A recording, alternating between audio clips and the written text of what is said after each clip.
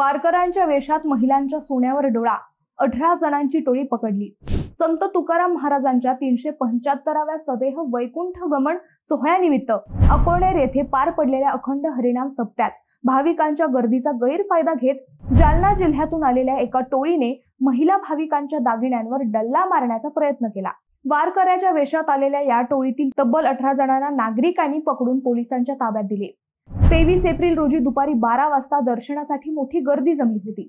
गर्दीचा फायदा घेत टोळीतील काही महिला व पुरुष भाविक महिलांच्या गळ्यातील दागिने चोरू लागले। काही वेळातच या चोरीचे प्रकार लक्षात आल्याने स्वयंसेवकांनी सतर्कता दाखवत संशयितांचा शोध सुरू केला। लवकरच काही महिला आणि पुरुषांना संशयावरून पकडण्यात आले। घटनेची माहिती मिळताच सहाय्यक पोलीस निरीक्षक प्रल्हाद गीते यांच्या नेतृत्वाखाली पोलीस पथक घटनास्थळी दाखल झाले। नागरिकांनी पकडलेल्या व्यक्तींकडे झडती घेत असता काही महिलांकडे चोरीचे दागिने सापडले। तपासंती टोळीत एकूण 18 जणांचा समावेश असल्याचे निष्पन्न झाले।